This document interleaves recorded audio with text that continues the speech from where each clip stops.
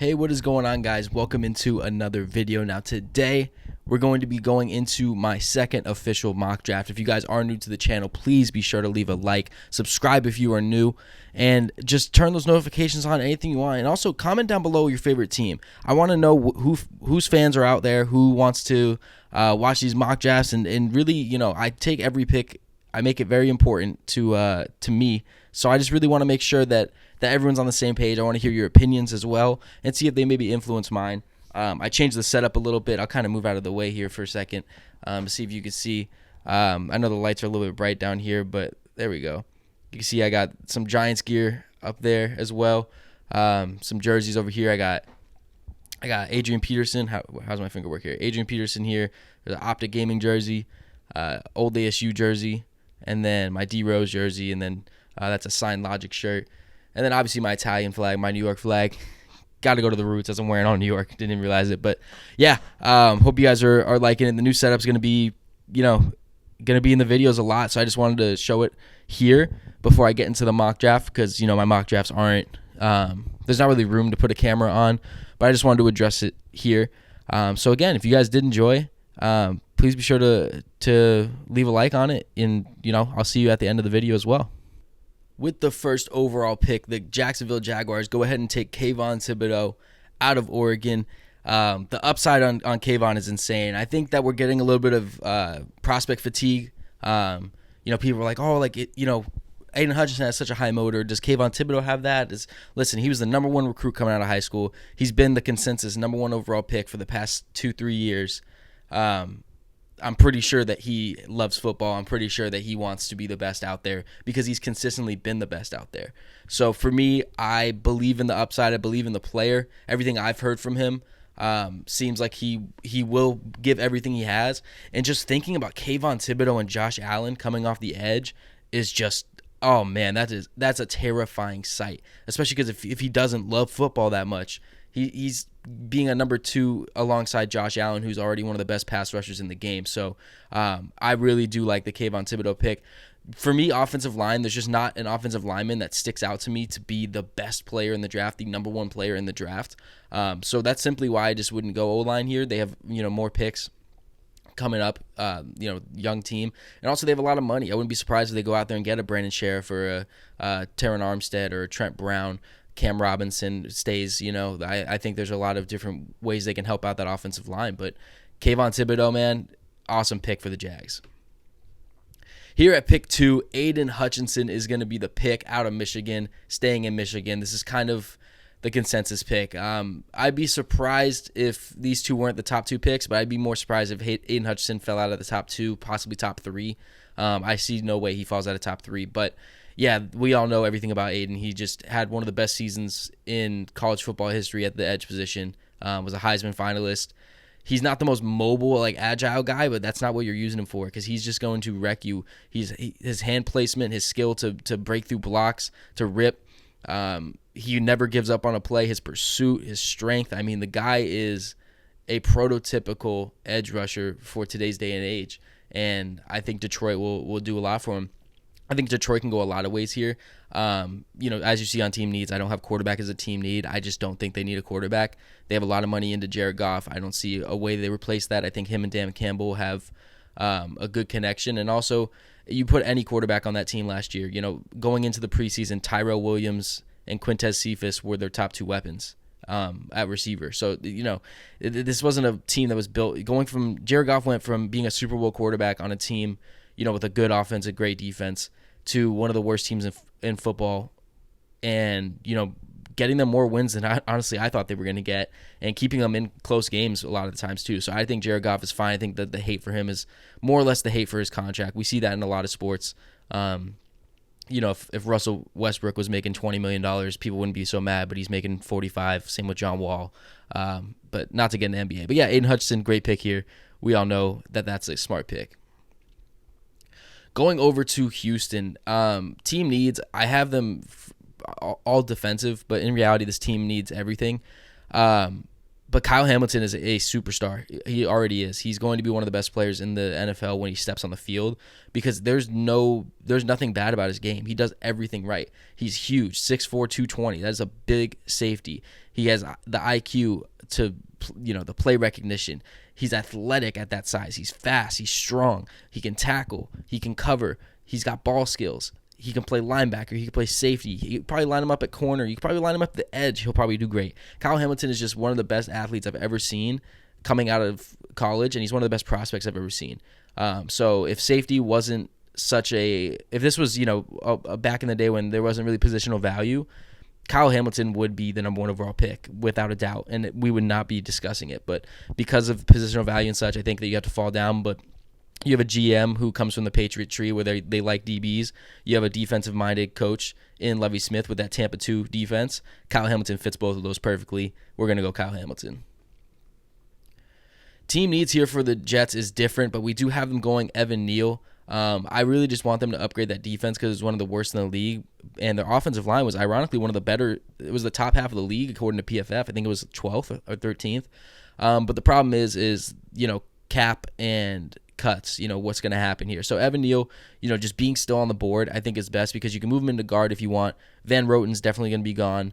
You have to make a decision on Morgan Moses, but, George Fant's there, Mekhi Becton's there. Connor McGovern had a great year, and then Vera Tucker's there to stay. So, perfect scenario. You have Evan Neal and Vera Tucker as your guards, and then you have Mekhi Becton and George Fant as those tackles with McGovern. You have one of the better or best offensive lines in football. If you decide to cut George Fant to free up that $10 million, you don't re-sign Moses, you can have him and Becton, or if you let go of Becton, there's a bunch of different scenarios, but I think Evan Neal, just talent outweighs draft position here. No need to reach on something that, if one of those guys fell, maybe you'd look at. Then we go over to Ika Mekwonu. I had this pick last time. It stays the same. Arguably the best offensive lineman in football, or in college football. Just absolute monster. His whole family's athletic. He can play tackle or guard, and I think that's why the Giants need to get him, because they need help at every position that's not left tackle. Again, Shane Lemieux coming back, I think he should be a starter. He looked like a stud when he was out there, but letting Icky play wherever he needs to, I think would be awesome. But 6'4", 320 just bulldozes over people. I mean, this guy will create pancakes. You just look at him and his frame, and you're looking at a Pro Bowl caliber player. So for him to play, most likely, I'd say left tackle and then move Thomas to right tackle. That would be perfect. But also in the run game, Saquon Barkley would love to have a guy like Icky on the line because he really will power through. Here at pick 6, I have Malik Willis being the pick. Now, this is interesting because I think that this is a team in Carolina that the politics are going to come into play. The GM and coach are definitely fighting for the job. So this might not be the pick because of that sense, but I think Malik Willis should be the pick. This is a guy who has all the talent in the world, and he is the prototype for what you want in today's day and age NFL quarterback. Those guys who really could just throw the ball deep, improvise, and get out of the pocket. Herbert, Allen, Mahomes, Lamar, and obviously his arm isn't the best, but same thing but Kyler has a great arm as well. But just being able to improvise, get out of the pocket, you really need that rushing ability nowadays. And if you can throw the deep ball plus that arm talent, man, the greats are great because, Mahomes can get out of the pocket and improvise, but he also throws it deep. He throws it accurate. Josh Allen isn't the most accurate quarterback, but he's gotten better. Lamar Jackson, he's not the most accurate quarterback. He can't throw the farthest, but he is arguably the best running back in the NFL. Malik Willis is right there in the middle of all those guys, where he is one of the best at getting out of the pocket. It's just instinctual. He has the best arm talent I've ever seen, but his accuracy is a little bit suspect. He's got to go through his reads. He's got to learn how to touch pass. Sometimes he's throwing bullet passes too hard because he just has the arm strength. But this is a guy, transferred out of Auburn, went to a small school in Liberty, and still is going to be, I can pretty much confidently say I think that he's going to be the number 1 pick, the first quarterback picked in this draft. And Carolina, man, DJ Moore, C-Mac coming back off injury. This will be an awesome pick for them. I understand if they went offensive line, but Malik Willis would be the franchise. Tyler Linderbaum coming off the board here at 7. Screw positional value with this pick. The Giants need offensive line, and this is a very deep edge class. So, yes, you can go out there and get a Jermaine Johnson or a David Ojabo or a Karlaftis, but you go into the second round, and there are so many players. Kingsley Anagri, why am I blanking? Myjay Sanders, Jermaine Johnson might fall if he does going into that next one. Cameron Thomas. There's just so many. Boye Mafe. There's so many edge rushers in that second round, and a lot of them I really do love because, again, I'll say it every time I do a draft video. Top 10 is always going to be, who's going in the top 10 is very iffy this draft class. 10 through 100 could go in any order because that's how talented it is. So I like Tyler Linderbaum here because he can play center or guard. For the Giants, though, he'll probably slot into that center role unless Nick Gates keeps it, which I wouldn't even be upset about because you can have a line where it's Ike Ekwonu at left tackle, left guard is Lemieux, center is Nick Gates, right guard is Tyler Linderbaum, and right tackle is Andrew Thomas. Or you could swap Linderbaum and Gates. But this is one of the best offensive linemen in the draft, and when you have a big need and you have one of the best running backs in football who has not been able to stay healthy because of getting hit as often as he has, on top of that, you have a young quarterback in a contract year who they need to make a choice on the option, and this is the perfect situation. You have an offensive-minded coach. I really do think that you'll be able to get it done. Wink Martindale will be able to get it done with whoever you put out there. The defense has never been the problem. It's been the offense. Let's fix that offensive line. Charles Cross coming off the board here at 8. Now, this is very interesting because I never had offensive tackle, and then the more I looked at it, the more I realized that offensive tackle might be a big need here. The reason why is Charles Cross is primarily, I'd put him at right tackle, and that's where he would play for me. The reason I love this is Caleb McGarry. I know that the pick was, questioned at the time, but he just did not have a good year last year, and on top of that, he is in a contract year. And just thinking about both of those factors, knowing he's in a contract year, and I'm pretty sure he was the worst graded lineman on their line according to PFF. This is a team that is not going to give up because of how much Matt Ryan is getting paid. They're not going to just throw in the towel and start rebuilding. If they were, they would get Malik Willis here, but they wouldn't. Charles Cross is going to be able to protect Matt Ryan and the successor for a very long time, and it's that positional value of getting a tackle, helping out the offense. Hopefully, you have not the best money, but you could clear up money to be able to spend in free agency. But again, hopefully you're able to bring back your guys and create an offense where it's still able to get points on the board and protect Matt Ryan because he was getting hit a lot last year. Sauce Gardner coming off the board here at 9. This is pretty simply just talent-wise. Denver doesn't have the biggest needs. Obviously they need a quarterback, but I'm thinking they're going veteran quarterback no matter what. I just don't see a way they go rookie with how talented their roster is. And they could go edge rusher, but I have them getting corner here because Sauce Gardner is the best corner in this draft, and I think it's like Sauce Gardner and then there's the second tier because this guy, he's the most shutdown corner I've ever seen. He never allowed a touchdown in college. I think the most yards he allowed was like in the 30s or something. Like, it's insane how great he was at Cincinnati. For a team that was playing as great as it was, Sauce is a big reason for that. And to top all of that off, he's athletic at 6'2". 188 isn't the biggest, but also he's a corner. I'm not worried about it. When you're a 6'2" corner, usually, you're obviously a great zone player, which is what he is. But usually, you're not, Richard Sherman. Richard Sherman was never the fastest out there, but he played zone so well that you were not going to catch in his zone. The thing is with Sauce, he plays physical. He plays the zone well. He's long, but he's athletic, so he can run those streaks with you. He's got to work on his man a little bit, but in reality, there's nowhere that he needs to improve. This guy is insanely good. Just check the receipts. He's one of the best players in this draft, and to pair him with Patrick Surtain, this team is going to be Super Bowl contenders if they get Aaron Rodgers. Drake London here to the Jets. This is a boring pick, but we all know it's probably going to happen. Jets getting receiver at 10 just seems to make sense. So getting Evan Neal and Drake London, obviously you're not helping out the defense at all, which is their team need. But it seems like they want to go receiver and help out Zach Wilson. So we're going to help out Zach Wilson. I'll probably add that to the team needs next time. But 6'5", 210. He fits the offense perfectly because Corey Davis, as much as he's a deep threat, he's a route runner as well, former top pick. So. And then you look at Elijah Moore, who really can just kind of do it all, work in that slot. So right there is your top 3. You have a big body receiver. The next Mike Evans is what people are thinking of him as. You have a great route running receiver in Corey Davis, and then you have a great young slot receiver who in Elijah Moore who's going to ball out. And then you have guys below that if you want to keep Barrios or Keelan Cole or anybody. But yeah, that's a big 3 right there for Zach Wilson to play with. And hopefully they get a guy like Dalton Schultz, or they drafted Trey McBride or something in the draft. There's a lot of ways it can go. But yeah, Drake London, I mean, you're never going to see him lose a 50-50 ball. He's going to catch it. His route running isn't the best, and that's obvious because, being that size, we never see great route runners at that size. But because of what they're able to do, size, speed, agility, this is like a DK Metcalf type player. Derek Stingley Jr. coming off the board here to the Washington Commanders. I should update that logo now. I'm looking at it. But the Washington Commanders here are getting Stingley. I would love to see them go offensive line Kenyon Green here, but Stingley is just too good to pass up on.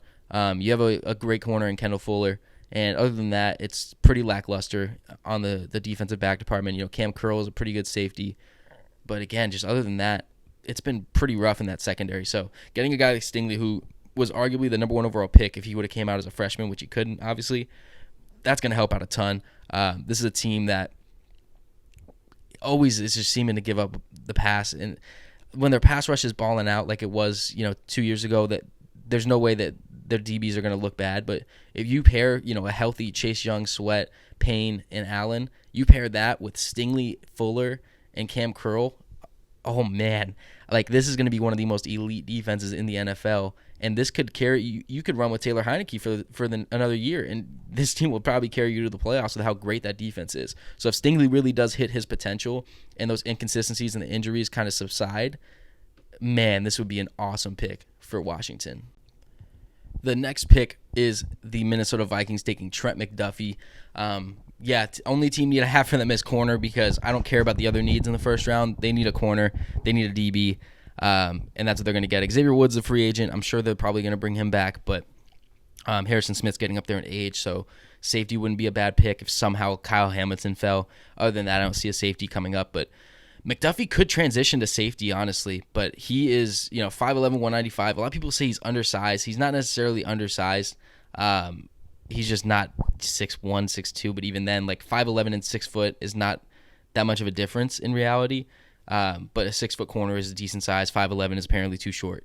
But this guy, you would think he's 6'3". You would think he's a linebacker at how he plays. I mean, this guy in run support is absolutely electric.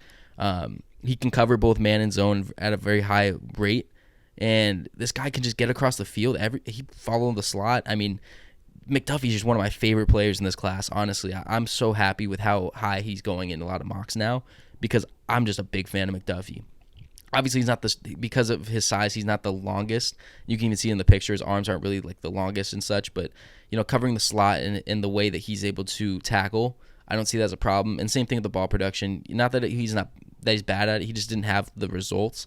But again, with that length and such, I don't think he's going to necessarily be going for interceptions much, but he's going to be able to poke that ball out and stop the receiver from coming down with it. So McDuffie, I think, is going to be an elite corner, pairing him with Cam Dantzler, and hopefully bringing in some veteran help. There's a lot of veteran corners hitting free agency this year, so whether they bring up Patrick Peterson back or they go with somebody else, I think this is going to be a very solid rebuilt DB room. Nakobe Dean going to Cleveland here. Reason I love this a lot is Cleveland runs a very weird style of, like, I don't know, their defense, sometimes it seems like they run multiple sets is basically what I'm trying to say. And Nakobe Dean can fit anything because he can play inside, he can play outside, he can cover the field. He's not the biggest size, but that's okay because, I mean, this dude is just fast and strong. It doesn't matter that he's 6 foot 225 instead of 6'3", 250. That he makes up for it. Like, I don't know how to explain it, but just look. He's got Saquons. Like the Saquons are there. You look at the picture. The dude is built. I'm a big fan of Nakobe Dean. Ironically, one of his cons, other than size, is overrunning, which can be fixed. But the fact that he is so aggressive that there are times where he is so fast and so aggressive that he can overrun the route or overrun the tackle, like that aggression is very much welcomed to my team. So Nakobe Dean going to the Browns, I think that's a great pick. Obviously, there's a lot of receivers still on here, but again, Cleveland doesn't use receivers like that. I wouldn't see them taking somebody at pick 13 when they weren't using Odell and Landry as much as they should have. Get Nakobe Dean, help out that defense even more, and then let Nick Chubb and Kareem Hunt continue to go to work, get somebody in the second round or free agency. George Karlaftis ends his fall at pick 14. I think this is a good spot for him. I kind of see him going, between the 10 to 15 range. I don't see him really falling out of like the top 17. But Karlaftis, man, power rusher. Everyone knows it. Power rusher. He's quick off the first step. He's able to use his hands. He's able to push through. He's strong. Being from Purdue, I think is what some people might be a little scared of compared to other guys. But at the same time, I think Karlaftis has I've risen on him a lot more than I once was. He's not the longest. He's not going to separate all the time, which can be a problem because of how aggressive he can be. But he can bend. He can use power. He's just one of the best edge rushers in this class, man. And this is a class where besides the top two, really that third spot can be Karlaftis, Ojabo, Jermaine Johnson. I think there's a couple guys, very deep edge class, very talented edge class. So Baltimore getting Karlaftis to go on that edge. They lost Judon. They've lost a lot of guys in these past couple years, but still they just end up always producing. So with this defensive line and this whole defense, changing, Wink Martindale is going to be gone. Get Karlaftis, man. Devin Lloyd ends his fall at 15. This dude is just, man, defensive player of the year for the Pac-12. He's just, man, that prototypical, I'm going to not let anything pass me linebacker. Is he great in pass coverage? No, he can do it. I kind of see him as that Blake Martinez floor, where at the worst, he's just going to be a tackling machine. But I really do see him becoming one of the best linebackers in football very quickly because of how athletic he is, but the skills he shows in playing in the box. Because if you give him that zone in the box, he's going to cover it. If you give him that quarterback spy, he's not going to let the quarterback get out of there. If you send him into a gap, he's going to shoot that gap. So Devin Lloyd is going to be a monster, and this is a position that has been neglected so much from the Eagles. So the reason I have Devin Lloyd being the first one here too is there's no way in hell that Devin Lloyd is on the board and the Eagles are not like, we need to take him with one of these picks. So maybe they move some of these picks. I definitely see that. Maybe they trade up, which could be a good idea as well. But yeah, Devin Lloyd can help out this linebacker core that has been, forgotten and neglected for a couple years now. And then Kenyon Green comes off the board here at 16. Can play guard, can play tackle, pretty much whatever you need. You need to replace Brandon Brooks, who retired after a great, possibly Hall of Fame career. Lane Johnson, no one knows what his ideas are going to be. I'm sure he's going to stay. But still, just protect your young assets. Devontae Smith needs time to get his routes. Jalen Hurts needs to be able to sit in the pocket another second before having to improvise because his rushing, as great as it is, he does not need to be rushing the ball that much as he's been. But the line has been given up sometimes. But at the same time, even if Brandon Brooks and Lane Johnson were still there, I still think this is a good pick. Landon Dickerson's probably going to move into the center role. It seems like, why am I blanking? Kelsey's going to stay. But, Kelsey, question mark, Johnson, question mark, Brooks already gone. You need to get some young pieces here. Kenyon Green is going to help out on that rebuilt line. Here at pick 17, David Ojabo comes off the board. Everyone knows how great of a talent Ojabo can be, but the risk of him not being that is huge as well. So the reason I like Ojabo here to the Chargers is he's going to be alongside Joey Bosa, who's going to help him a ton because Joey Bosa is just as much of a, people say he's that meathead, prototypical, just white dude that loves football and doesn't know anything about anything else except football. Like, it's just not true. The Bosa brothers are very smart, and that's why they're at the top of the game. They're two of the best edge rushers, if not, I can't say two. They're not top two. But they're probably two of the top 5, top 7. So getting Ojabo to help learn from Joey, who learned a lot in his few years. But on top of that, just be on a defense that's already proven to be very solid, on a team that's already a playoff team. Ojabo can help out a ton. He doesn't need to make that impact right away, but I think he could because athleticism, his strength, he has all the ability in the world. He just needs to put it together, and I think Ojabo can do that. Trevor Penning is going to be here at pick 18. Team needs, I put cheap players, kind of funny. But yeah, their cap situation is bad. They're losing Terron Armstead. Ryan Ramczak's making a lot of money, but they can't get off of it. Andres Pete's making a lot of money, but they can get off of it. So I think with the loss of Terron Armstead, Ryan Ramczak can go back to left tackle. He's played there before. Trevor Penning can play right, or you just plot in Trevor Penning at left tackle. But a lot of teams are very high on him from what I've seen. Daniel Jeremiah had him going, I think, top 10 in this last mock draft. The dude is just huge, 6'7", 321. One of the cons I didn't put on here is at the Senior Bowl, he kind of, I don't know if he was just doing it to like show his aggression or anything, but he was doing a lot of after the whistle stuff, not letting go of the blocks and stuff, and that could raise concerns if he's like a dirty player, but I don't necessarily think he is a dirty player, but it's something to keep a note on. But yeah, this guy's just a absolute beast. He's an anchor. Run blocking I put as a pro here, especially for the fact that you have one of the best, well, hopefully you have one of the best running backs in football, Alvin Kamara there, coming out of the backfield, and whoever they decide to put back there, I'm personally, I think it's just going to be re-signing everybody that they can. Jameis Winston coming back. Trevor Penning's going to be able to protect him, and I like that a lot for him. Here at pick 19, we have another receiver finally coming off the board, and that is Jameson Williams out of Bama. We're keeping the trend of Bama just going to the Eagles, man, because in reality, it works, man. Devontae Smith is going to be there. You add Jameson Williams, 6'2", 188, and you have a very deadly young duo with a young quarterback, a young running back, and, with the picks that they have, a young offensive line. Now, when you look at it, the pros, like I said, Waddle and Tua's connection was awesome. So seeing that and going to a team that has two former Alabama players, as you're a former Alabama player as well, I think that can help out a lot. I think teams are starting to see that. Obviously they didn't play together like Waddle and Tua did, but man, that's going to be fun. And then same thing here, route running, separation. Yeah, it's just going to be one of the best in the game. The con is that he had the ACL tear. I don't care. ACL tears don't mean much to me anymore. It's not an injury that necessarily lingers all the time. It does happen, but with modern medicine, geez, man, just you really can just come back from like nothing. I mean, you saw Akers come back from his Achilles injury. Keenan Allen was one of the most injury-prone players in the NFL at the beginning of his career, and now he's one of the best and healthiest players in the NFL. So there's a lot of things that can happen. Jameson Williams, though, adding that to the team. Now you have Devontae Smith, Jameson Williams, Quez Watkins. That's a pretty solid offensive weapons with Gardner in the middle. Sam Howell coming off the board here at pick 20. Didn't have him in the first round last time, and I've come around to Sam Howell.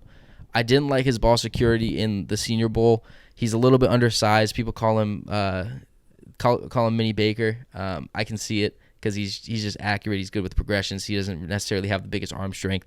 He's just a good quarterback. But I think that if the Steelers are going to go quarterback here, if they can't get a veteran or the money's not making sense or the board just doesn't fall their way, like here, what offensive lineman would they really go with? They could go with one, but a lot of them are off the board. They could go with a corner. Andrew Booth and such are still on the board, but Sam Howell, I think, is going to be one of those quarterbacks who's just going to play safe, and he's going to be able to do everything that you need. And when you have a team like the Steelers, who really are the most well-rounded offense weapon-wise, you have a solid possession tight end in Freiermuth. You have a deep threat in Deontay Johnson, who can run routes. You have a physical receiver in Chase Claypool. You have a dual threat running back who can pass catch as good as he can run in Najee, and he showed that this year. Sam Howell is going to be able to come into this offense and set up well as long as the offensive line can hold up. So I think they re-signed some guys, maybe spent some free agency money or some more draft capital on offensive line, helping that out. Andrew Booth comes off the board here at the Patriots pick, and I tried not to give them a corner, but I just couldn't do it. I really couldn't do it, man. The Patriots are just so good at making corners better than they thought they were going to be. And Andrew Booth is a guy who has been sliding in my drafts, but I like him here at 21. I think he's going to pop in there. If J.C. Jackson stays, cool. If not, he'll be there with Jonathan Jones and company. I think Andrew Booth can fit very, very well for the Patriots, and I think that this is a team that made the playoffs, looked very good last season, almost won the division. This is a team that can do a lot. It really can. So adding Andrew Booth to that secondary, keeping it as good as it can be. They have a good pass rush. They have a young talent. I love this pick. I really do. He's just a really good corner. He covers man well. We know how the Patriots are with corners. Jordan Davis coming off the board here at 22. A guy who I think is top 10 talent, but I think is going to drop, one, because D tackle is not looked at as high, and two, because he's not going to be every down defensive tackle. And I think that's okay, because thinking about Jordan Davis in between Ngakoue and Max Crosby is crazy. And when you look at it too, the reason I like this pick is the 3-4 that Patrick Graham runs is so good at, we want to stuff the run. We don't want anyone to run on us, and then we're going to bend, not break in the pass. So we're going to give you those first 3 yards, those first 5 yards, but you're not getting farther than that. And, the Giants had solid personnel, but they never had that great nose tackle. Austin Johnson was solid, rotating other guys in there, cool. But Leonard Williams and Dexter Lawrence as those defensive ends on the 3-4 really weren't able to do the most. You get a guy like Jordan Davis who is going to absolutely plug the interior. And then you have Max Crosby and Ngakoue coming off on the edge and just getting through. I mean, man, Jordan Davis, because how big and how much he's going to just eradicate the interior of the line, forces you to go to Max Crosby or Ngakoue. Where are you going? What are you going to do? Yeah, he's not going to be out there every down, passing downs. You don't need him out there. But at the same time, I think he can. It's just the conditioning. He's a big boy, 6'6", 340. I don't want him out there every time. I don't want to kill the guy, So Jordan Davis, I think, would just fit so perfectly with this Raiders team.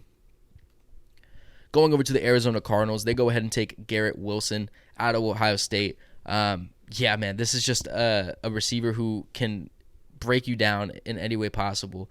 One of the better route runners. I like him coming into this draft as much as Justin Jefferson when he came out. Not that he's going to have that Justin Jefferson leap. Justin Jefferson came in the league and was already one of the best in the league, and I didn't see that coming, at least not as fast. But he really has a similar profile, I think, to Jefferson coming out. Where does he do anything great? Not necessarily. His route running is his best trait, but the guy can do everything. He can play in the slot. He can play on the outside. He's going to break you down on every route. He's not the fastest, but he's fast. He's not the strongest, but he's strong. He's not going to win every 50-50 ball, but he'll win majority. But the biggest thing is that he'll be able to run after the catch. He'll be able to make plays after the catch. The only con, he had more drops than you'd want, but at the same time, I think that can be fixed, especially with a guy like DeAndre Hopkins leading it. This is a team that's losing their whole receiving core. The only receivers that are going to be on the roster are DeAndre Hopkins, Rondale Moore, and Andy Isabella. So if the smart move is to let Christian Kirk and AJ Green and such walk, and get Garrett Wilson here to pair alongside those two, and that is a good receiving core to have. Wilson, Rondale Moore, and D-Hop. I think that's awesome for Kyler. And also Garrett Wilson would be a lot better if D-Hop were to get hurt. It wouldn't be such a drop-off. Trayvon Walker, I hate this pick because as a Giants fan, I just hate it. Trayvon Walker going to the Cowboys here, it works so well. 6'5", 275. He can play on the interior. You can play on the edge. You could pretty much play him anywhere. And luckily, he's going to a team here that kind of needs somebody to play anywhere on the defensive line. We don't know if DeMarcus Lawrence is going to be there because of cap. We don't know if they're going to re-sign Randy Gregory. They need interior help. They just need help all on the defensive line, and that's where he plays. He's explosive. He can pursue off the edge. He's long. I mean, just look at those arms. I mean, they're basically going to his knees. He's just big, man. He's just, yeah. I hate that the Cowboys are always in a perfect spot for people to fall to them, and this is exactly what's happening. Zion Johnson, the Senior Bowl standout, going to Buffalo here. This is a pick because Buffalo is such a great team. They could use D-tackle, they could use edge help, but Zion Johnson's just such a talent, and they do need a little bit more help on the offensive line. It's not necessarily the biggest need, but yeah, you get a guy like Zion Johnson here who's just, I don't know, Buffalo just needs help adding depth and just upgrading. I think Zion Johnson can play pretty much anywhere on the line. And I think it's big because with contracts coming up and with other things, I think Zion Johnson will be a starter first year. And I think that, it allows you to let somebody else go if need be. Cody Ford hasn't been everything they wanted. Spencer Brown had a pretty solid year. Who am I missing? There's another. Deion Dawkins is obviously really good, but Zion Johnson can go in there and start right away. He's aggressive. He's strong. He's got the love for the game. We saw it. He went out there after practice was snapping. Now you see him here in the game snapping. He's not the biggest. 316 is not the biggest, but that's okay. He's going to be in the interior. Treylon Burks going to Tennessee, and my goodness, if this happens, Tennessee is going to have one of the scariest looking receiving cores probably of all time. because you have A.J. Brown, who is big and strong. Like, him and DK Metcalf look insane. Treylon Burks, who is 6'3", 225, just athletic as heck. And then you have Julio Jones, one of the greatest receivers to ever do it. Like, oh my goodness. He's going to win all the 50-50 balls. He is physical, he's big, and he can run after the catch. He uses agility, he can juke, he can do it all. He's not going to run the route tree the best. That's okay. You have A.J. Brown and Julio on your team. And he's not going to separate the best. That's okay. He's bigger than everybody, and he's going to win the 50-50 balls. So adding him here would be awesome. A couple other guys, I like Trey McBride coming here. If they like a certain corner, adding them would be awesome. But, they have Fulton and Farley, who are young but can use upgrades. I think they'll go more veteran. Linebackers, definitely a look here. Christian Harris maybe. And then offensive line, if there's somebody there that they like, Bernard Ryman or somebody, definitely could go there. But Treylon Burks, I think, is one of the best players in this draft, if not the best receiver.